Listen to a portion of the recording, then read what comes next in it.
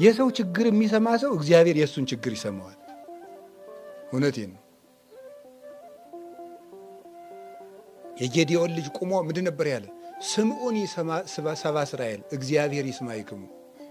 የእስራኤል ሰዎች እኔን ስሙኝ እናንተንም እግዚአብሔር ምን ይበላችኋል? ይስማችኋል። ሰውን ስንሰማ እግዚአብሔር ይሰማል። ሰውን ዝም ብላችሁ ሳትፈርዱ፣ ወጉን ሳትተነትኑ፣ መልስ ሳታዘጋጁ ዝም ብላችሁ ጭንቀቱን ስሙት። ያ እኛንም የሚሰማ ሰው ይጥልልናል። መድኃኒዓለም የሰው ችግር መስማት፣ የቤተ ክርስቲያንን ታሪክ መስማት፣ ትምህርት መስማት ጆሮ፣ አይን ደግሞ መጽሐፍ ማገላበጥ። አይን እኮ ኩል አለው ታውቃላችሁ? የአይን ኩሉ የእግዚአብሔር ቃል ነው የሚኳለው።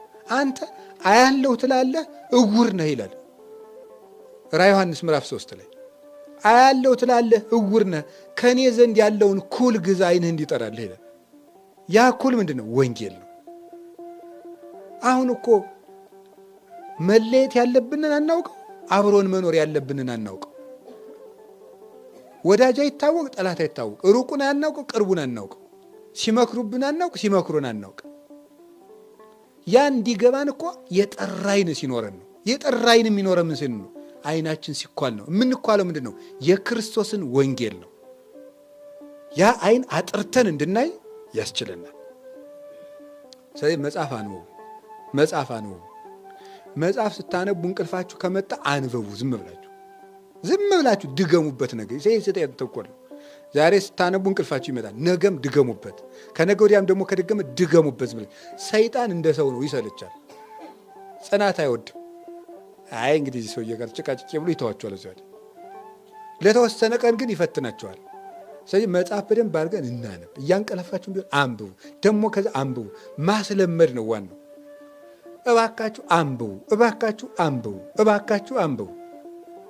እውነቴን ነው፣ አንብቡ። ብታነቡ ምን አለ እንዲሁ ብታስቀምጡት። እንዲሁ እዚህ መቼ ትልቅ ሰው እንደሚያደርጋችሁ እኮ አታውቁም። የእግዚአብሔር ቃል ያሳድጋል። እውነቴን ነው፣ እንዳይመስላችሁ። ምናልባት እኛ ስንቀየርለት ስላላያችሁ ሊሆን ይችላል። ግን የእግዚአብሔር ቃል ይዘገያል እንጂ ያሳድጋል። መዝሙር 1 ቁጥር 1 ላይ ምንድን ነው ያለ? ቁጥር 3 ላይ ሕጉን በሌሊትና በቀን የሚያነብ ሰው ምን ይሆናል ነው ያለው? ከውሃ ዳር እንደተተከለች ምን ይሆናል? ዛፍ ይሆናል ነው። ባጭሩ ማደግ የሚቻለው በማን ነው? በእግዚአብሔር ቃልና በእግዚአብሔር ቃል ነው። የሚያነብ ሰው ልቡ ያድጋል፣ አይምሮ ያድጋል፣ ኑሮ ያድጋል፣ አይምሮ ያድጋል፣ በስጋ በነፍስም ያሳድገናል። እግዚአብሔር ቃል እንደዚህ ነው። ስለዚህ እንድታነቡ እባካችሁ ስለ ዓይነ ብርሃኑ እያችኋል። አንቡ እንዲሁ ግርማል እኮ።